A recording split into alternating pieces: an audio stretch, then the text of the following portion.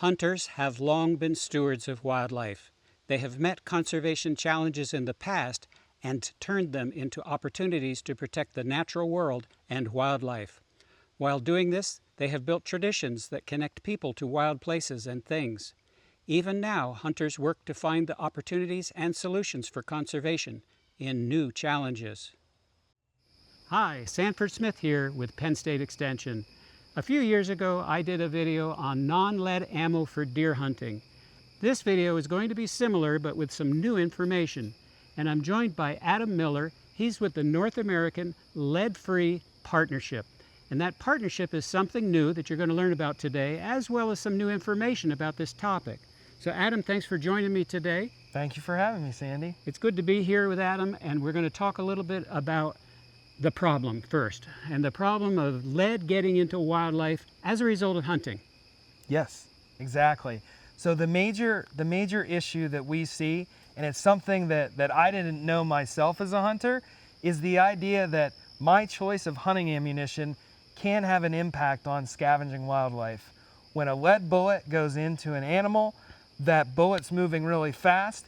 That bullet can actually have little fragments that break off and peel off into the animal. When that animal is field dressed and the gut pile is left out, it's a great food source for wildlife.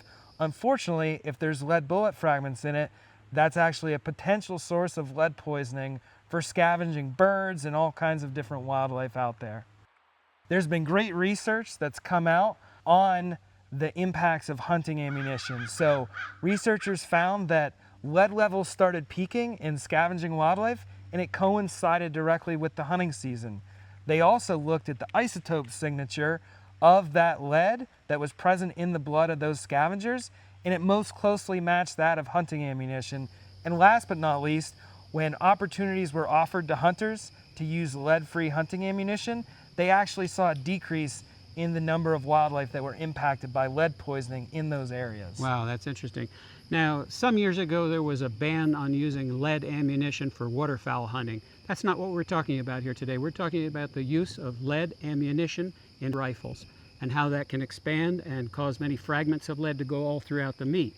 So if you want to learn more about that, you can watch the video that we produced here a few years ago. The link is right here on the screen. Adam, let's talk a little bit about the partnership that you're involved with. Yeah, so the partnership is made up of almost 80 different hunting groups that are out there. Most of those groups are state fish and wildlife agencies, or it's made up of individual hunter groups that are out there. It's a great group, and collectively that group has come together and said, we endeavor to provide information, education, resources, and incentives to hunters to understand how to get lead out of the food chain. So whether that's using things like lead-free hunting ammunition, or doing things like making sure the gut pile that has lead in it isn't available to scavenging wildlife to eat and potentially be poisoned. Lastly, what have been the results? What's the progress of the kind of work you've been doing? Well, it's been really exciting, Sandy. We've actually found that, this probably isn't a surprise to a lot of folks. When you provide hunters with information, education, and resources, hunters proactively are going out there and doing everything they can to benefit wildlife, to ensure performance, and to help protect the future of hunting. Right. Adam is involved in many different things, and a lot of it is around education. You meet with groups. Today we were with a group of Penn State students, and they were learning about this issue and watching shooting into ballistic gel, lead, and lead-free ammo. Tell us how people could get a hold of you if they want to learn more. Yes, so we have a great website. It's leadfreepartnership.org. We have educational resources there, opportunities that if you want to reach out to us, you can talk to us.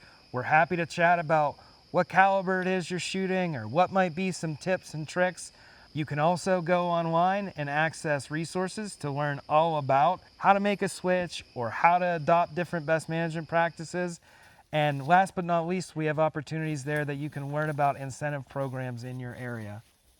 Well, Adam, thank you very much for joining me. Thanks for having me. And thank you folks for listening.